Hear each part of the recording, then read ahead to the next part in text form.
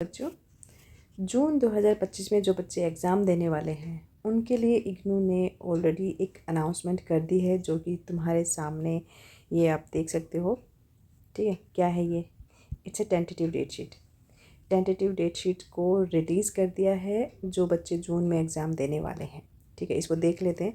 यहाँ पर आप थोड़ा देख लेना कि tentative date sheet for conduct of June 2025 term end examination. Okay, ODL mode वालों के लिए है ये।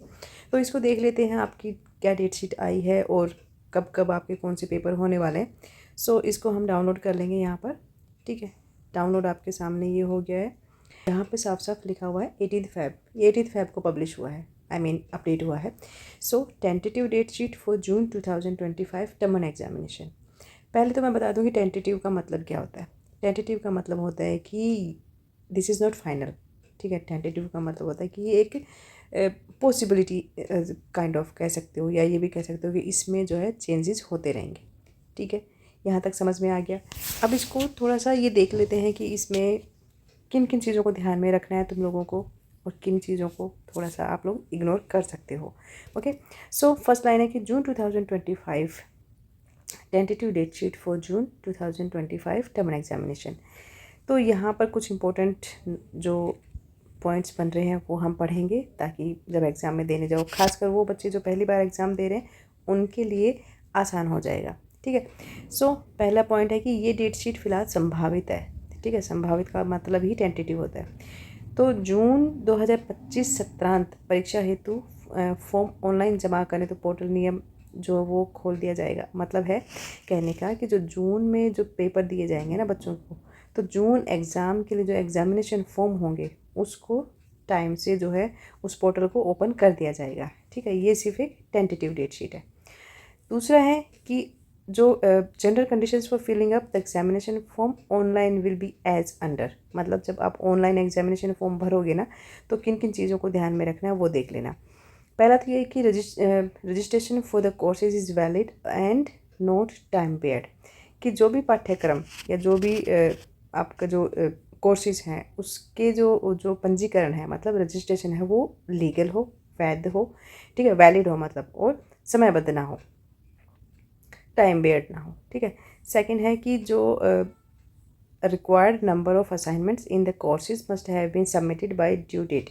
मतलब जो सब्जेक्ट का आप एग्ज़ाम देने वाले हो जून 2025 में, उसके लिए जो रिक्वायर्ड असाइनमेंट्स होते हैं वो आप ऑलरेडी सबमिट कर चुके होंगे। मतलब आपको असाइनमेंट सबमिट कर देने हैं जब आप एग्ज़ाम दोगे ना, उससे पहले। और फिर है कि कार्यक्रम के अनुसार निर्धारित पाठ्यक्रमों के अनुसरण हेतु अपने प्रवेश पोर्टल पर न्यूनतम समय और वैधता पूरा अवश्य लिखा हो। मतलब have completed minimum time and validity of admission portal to pursue the course as per the provision of the program. ठीक है, इतना यहाँ तक आ गया। अब इसको थोड़ा और देख लेते हैं। यहाँ पर ये जो पेज है ये पूरा एक इम्पोर्टेंट पेज है, इसको ध्यान से पढ़ना। ठीक है, थर्ड पॉइंट है कि the classes of exam date या session will not be considered in the following cases. कि अगर मान लो किसी भी परिस्थिति में जो डेट है, एग्ज़ाम की डेट है, वो अगर किसी भी तरीके से चेंज नहीं होगी, मतलब वो कौन से कारण हैं जिनकी वजह से या जिनके कारण जो डेट शीट है वो किन किन रीजंस की वजह से चेंज नहीं होगी। वैसे तो ये जो टेंटेटिव डेट शीट है ये लगभग अगले 2 महीने तक कुछ ना कुछ इसमें चेंजेस होते रहेंगे, बट कुछ ऐसे रीज़न भी होंगे जिनकी वजह से डेट शीट को चेंज करने के लिए वो जो रीज़न होंगे वो वैलिड नहीं माने जाएंगे।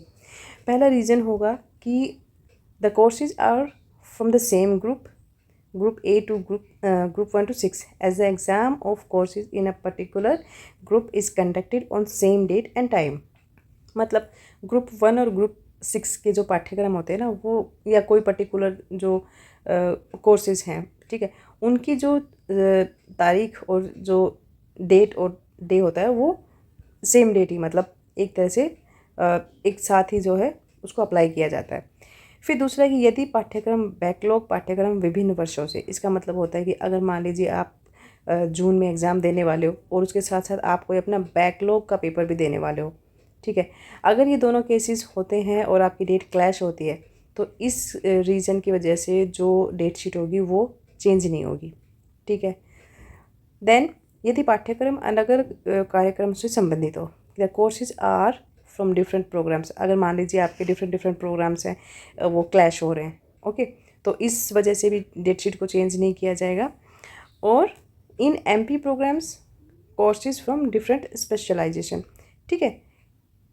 MP कार्यक्रमों के अंतर्गत विभिन्न विशेषताओं से संबंधित जो भी पाठ्यक्रम होंगे उस रीजन के अकॉर्डिंग भी जो है डेट शीट वो चेंज नहीं करेंगे, अस्वीकार्य होंगे, मतलब उस चीज़ को वो लोग कंसिडर नहीं करेंगे। फिर है 3678 के अलावा डेट शीट में किसी भी प्रकार की अगर कोई त्रुटि होती है, कोई गड़बड़ आपको पता चलती है संशोधन हेतु, मतलब किसी भी गलती को सुधारने हेतु जो विद्यार्थी हैं वो इस पोर्टल पर, ठीक है, कौन सा पोर्टल है, ये वाला, इस पोर्टल पर जाकर आप मेल कर सकते हो कि आपका अगर कोई पेपर इन चीज़ों को छोड़कर, ठीक है, इसकी इन रीजंस के अलावा अगर आपका कोई पेपर क्लैश हो रहा है तो आप इस पर आपको मेल करना है। कब तक करना है, 27 फरवरी 2025 तक। ओके, यहाँ तक हो गया, ठीक है। अब थोड़ा और नीचे आके देख लेते हैं। ये कुछ जनरल इंस्ट्रक्शंस दी हुई हैं, ये आप पढ़ लेना सारे। जो 4th पॉइंट है वो इम्पोर्टेंट है कि यहाँ पर ना आपको कुछ question papers of the following programs courses will be objective type, MCQ type के, ये जितने भी पेपर है ना ये सारे ऑब्जेक्टिव टाइप पैटर्न में आएंगे, ठीक है। जो MCQ होते हैं ना जिनमें वो सर्कल्स वगैरह डार्क करने होते हैं उस तरह से, वो वाले।